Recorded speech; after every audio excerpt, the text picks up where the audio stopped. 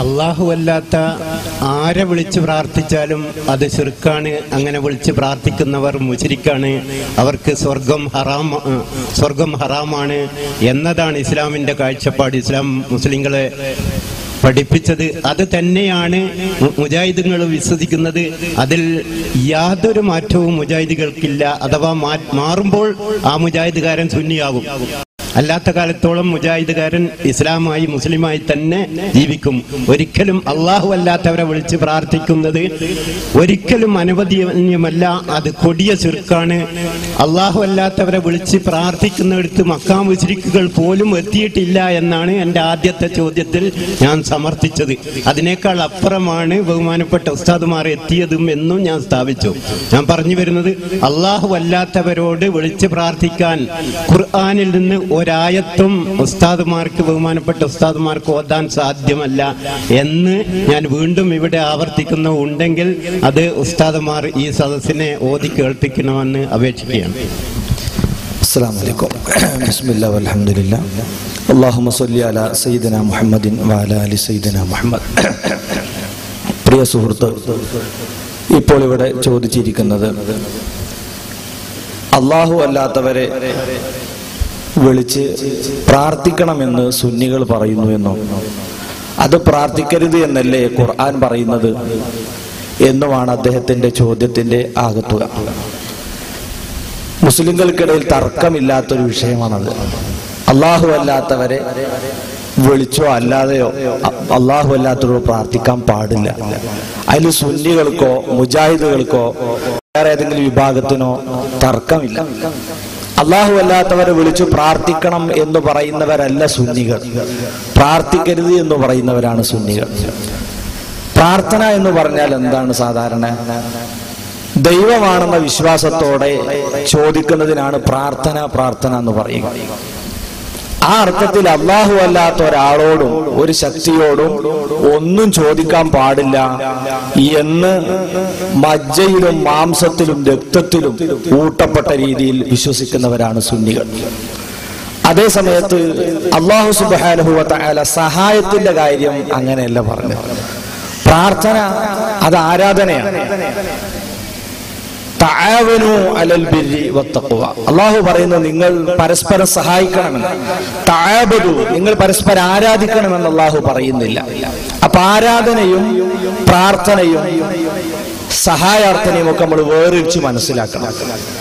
അല്ലാഹുവാണ് എല്ലാ സഹായവും യഥാർത്ഥത്തിൽ നമുക്ക് തരുന്നവൻ.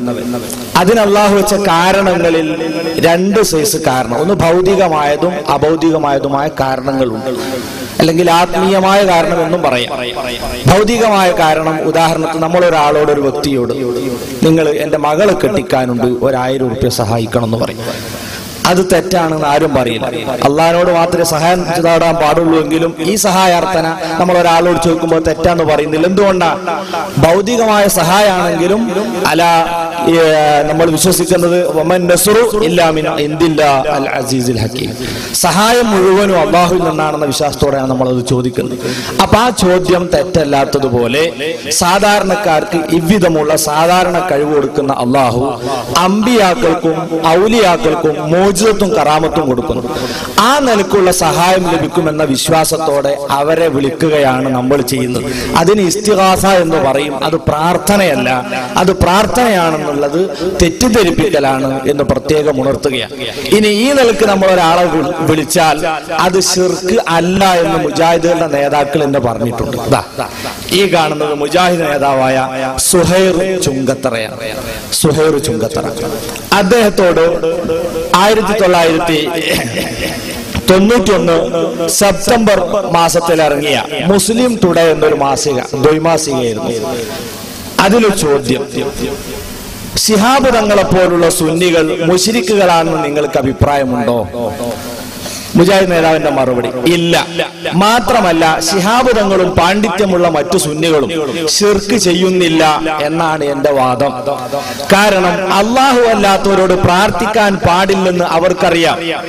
എങ്കിൽ വല്ലവരെയും അവർ വിളിച്ചാൽ പോലും അത് പ്രാർത്ഥനയല്ല, ശിർക്കല്ല. അതുകൊണ്ട് അവർ മുശ്രിക്കുകളുമല്ല. ഒരു കാര്യത്തിൽ വിശ്വസിച്ചുകൊണ്ട് ചെയ്യുമ്പോൾ മാത്രമേ ശിർക്കും തൗഹീദും ഒക്കെ ആവുന്നുള്ളൂ. അപ്പൊ ദൈവമാണ്, ദൈവത്തിന്റെ അവതാരമാണ്, ദിവ്യത്വമുണ്ട് എന്ന് വിശ്വസിച്ച് നമ്മൾ ജീവിച്ചിരിക്കുന്നവരാണെങ്കിലും മരിച്ചവരാണെങ്കിലും തീരെ ജീവനില്ലാത്തതാണെങ്കിലും എന്തിനോട് ചോദിച്ചാലും അത് പ്രാർത്ഥനയാണ്, അത് ശിർക്കാണ്. അതേ സമയത്ത് അല്ലാഹു സുബ്ഹാനഹു വ തആല നൽകുന്ന കഴിവുകൾ, സാധാരണക്കാർക്ക് സാധാരണ കഴിവ്, അമ്പിയാക്കൾക്ക് മുഅ്ജിസത്ത്, കറാമത്ത്, അതിൽ നിന്ന് സഹായിക്കണമെന്ന വിശ്വാസത്തോടെ അവരോട് സഹായം ചോദിക്കൽ അത് പ്രാർത്ഥനയല്ല, അത് അല്ലാഹു അനുവദിച്ച മാർഗത്തിലൂടെയുള്ള സഹായ അഭ്യർത്ഥനയാണ്. അതാണ് ഇസ്തിഗാസ, അത് ശിർക്കല്ല.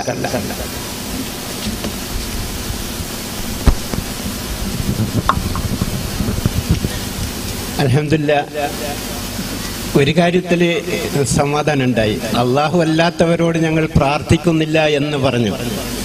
ബഹുമാനപ്പെട്ട അബ്ദുൾ റഷീദ് സഖാഫി കുറ്റിയാടി അവർ വില്യാപ്പള്ളി എന്ന് പറഞ്ഞത് അള്ളാഹുവിനോടും മജീഷ റഹ്മത്തുള്ളാഹി അലൈഹിയോടും പ്രാർത്ഥിക്കാവോ എന്ന ഒറ്റ ചോദ്യത്തിന് ഒറ്റ വാക്കിൽ ഉത്തരം പറയണം എന്ന് പറഞ്ഞപ്പം അദ്ദേഹം നേരിട്ട് എന്നോട് അന്ന് വില്യാപ്പള്ളി വെച്ച് പറഞ്ഞത് സമമാണ്, രണ്ടും സമമാണെന്ന് ഒറ്റ വാക്കിൽ പറയുന്നു എന്ന്.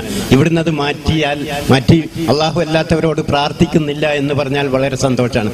ഞങ്ങളെ ചോദ്യം അള്ളാഹു നമുക്കൊന്ന് പറഞ്ഞിട്ട് ആ വില്യാപ്പള്ളി വിഷയം ഒന്ന് പറഞ്ഞിട്ട് നമുക്ക് നിങ്ങളുടെ അടുത്ത ചോദ്യത്തിലേക്ക് കിടക്കാം. അത് ജനങ്ങളിൽ ആശയക്കുഴപ്പമുണ്ടാക്കുന്ന ഒരു വിഷയമാണ്. അതായത് മൂപ്പര് അള്ളാഹുവിനോടും അല്ലാത്തവരോടും പ്രാർത്ഥിക്കാമോ എന്ന് ചോദിച്ചപ്പം ഒറ്റ വാക്കിൽ മറുപടി പറയണമെന്ന് പറഞ്ഞ സമയത്ത് പ്രാർത്ഥിക്കാമെന്ന് പറഞ്ഞു. ആ പറയുന്നതിൽ നമ്മൾ മനസ്സിലാക്കേണ്ട ഒരു കാര്യം, വില്യാപ്പള്ളി കാസറ്റ് കണ്ടാൽ നിങ്ങൾക്കൊക്കെ മനസ്സിലാകും, സാധാരണ മുജാഹിദുകൾ തെറ്റിദ്ധരിപ്പിക്കുന്ന രൂപത്തിലുള്ള ഒരു തെറ്റിദ്ധാരണയുടെ ശൈലിയാണ് നമ്മളെ സുഹൃത്ത് ഇവിടെ സ്വീകരിച്ചിട്ടുള്ളത്. അപ്പൊ അതുകൊണ്ട് ഓർമ്മപ്പെടുത്തുകയാണ്, പ്രാർത്ഥന എന്ന ആ വാക്കിനെ സംബന്ധിച്ച് നീണ്ട സമയങ്ങൾ തന്നെ വില്യാപ്പള്ളിയിൽ വെച്ചൊരു ചർച്ച നടന്നിരുന്നു.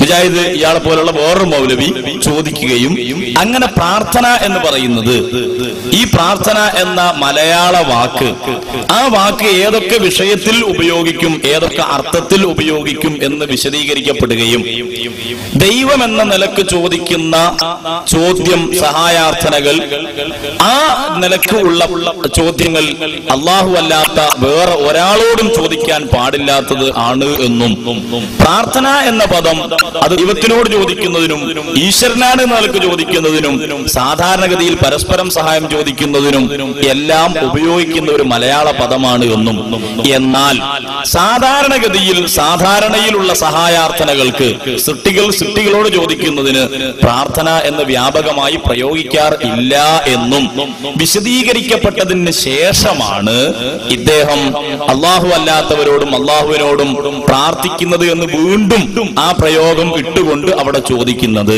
അപ്പോ അദ്ദേഹത്തിന്റെ അവിടെ ഉള്ള ഉദ്ദേശം സുന്നികൾ സഹായം അർത്ഥിക്കുന്ന വിഷയവുമായി ബന്ധപ്പെട്ടുകൊണ്ട് മാത്രമാണ്.